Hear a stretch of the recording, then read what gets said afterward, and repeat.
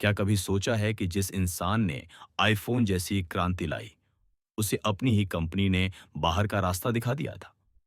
अगर वो हार मान लेते, तो क्या आज टेक्नोलॉजी की कहानी कुछ और ही होती? स्टीव जॉब्स का जन्म 1955 कैलिफोर्निया के सैन फ्रांसिस्को में हुआ था। उनके माता-पिता शादीशुदा नहीं थे, इसलिए स्टीव को पॉल और क्लारा जॉब्स ने गोद ले लिया। स्टीव के पापा मैकेनिक थे, माँ अकाउंटेंट थीं। बहुत आम सी जिंदगी, लेकिन स्टीव बचपन से ही इलेक्ट्रॉनिक्स और मशीनों से खेलना पसंद करते थे।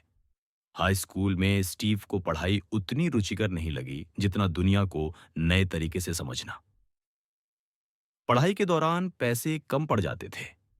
स्टीव को दोस्तों के कमरे में फर्श पर 1972 में स्टीव ने रीड कॉलेज में दाखिला लिया, पर ट्यूशन महंगा था, तो कॉलेज छोड़ना पड़ा। खाली समय में उन्होंने कैलीग्राफी सीखी, जिसने आगे चलकर एप्पल के प्रोडक्ट्स को अनोखी पहचान दी। स्टीव भारत भी आए, साधु संतों से मिले, नैनीताल में नीम करोली बाबा के आश्रम में समय बिताया। यहां से उन्हें मिनिमलिज्म, सिंप्लिसिटी और स्पिरिचुअल माइंडसेट मिला। सैन फ्रांसिस्को के एक छोटे गैराज में स्टीव और वॉजनिएक ने मिलकर 1976 में एप्पल कंप्यूटर इनक्यून की शुरुआत की। सपना था लोगों के लिए टेक्नोलॉजी को आसान और सुंदर बनाना। एप्पल आई, फिर एप्पल टू और मैकिन्टॉश लॉन्च हुए।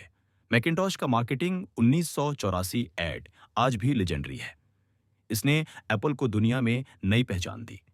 स्टीव कहते हैं, ग्रेट थिंग्स इन बिजनेस हैं never done by one person, they are done by a team of people. Apple की सफलता के बाद भी 1985 में कंपनी के बोर्ड ने स्टीव को बाहर कर दिया। कई लोग होते तो पूरी तरह टूट जाते, पर स्टीव ने कहा, मैं पूरी तरह आजाद हो गया था। खुद को फिर से शुरू करने का सबसे अच्छा मौका मिल गया था। यह उनकी नई यात्रा की शुरुआत थी। स्टीव ने नेक्स्ट कंपनी शुरू की। यहां बनी टेक्नोलॉजी ने आगे चलकर एप्पल के लिए फाउंडेशन रखी।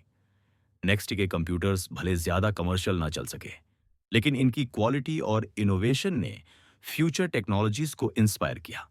साथ ही स्टीव ने पिक्सार स्टूडियोज खरीदी। टॉय स्टोरी दुनिया की पहली पूरी तरह कंप्यूटर एनिमेटेड फिल्म बनी। एंटरटेनमेंट इंडस्ट्री हमेशा के लिए बदल गई। Innovation distinguishes between a leader and a follower. Apple तब तक स्ट्रगल कर रहा था, प्रॉफिट्स गिर रहे थे।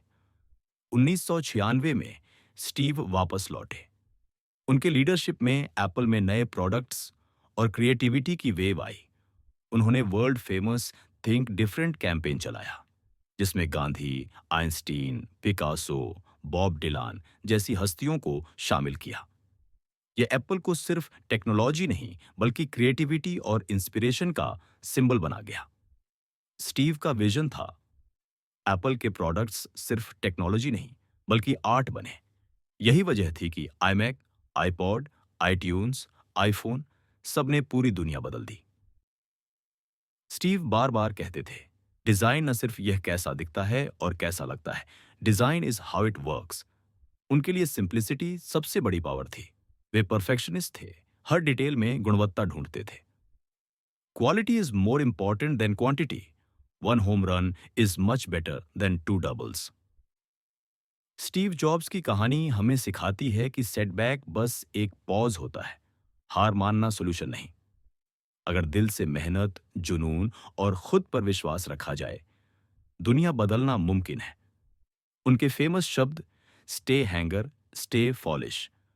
Your time is limited, don't waste it living someone else's life. Don't let the noise of others opinions drown out your own inner voice. Have the courage to follow your heart and intuition. Steve Jobs ने हमें dreaming, risk लेने और never give up करने की असली परिभाषा सिखाई है। आज एप्पल एक ग्लोबल ब्रांड है, लेकिन इसके पीछे एक ऐसे इंसान की कहानी है जिसने कठिनाइयों के सामने कभी हार नहीं मानी। अगर आपको यह कहानी प्रेरित करती है, तो वीडियो जरूर लाइक करें, चैनल को सब्सक्राइब करें और कमेंट में लिखें, आपके लाइफ का सबसे बड़ा ड्रीम क्या है। याद रखिए, दुनिया को बदलना है तो सोचना, करना और जीना पड़ेगा डिफरेंट।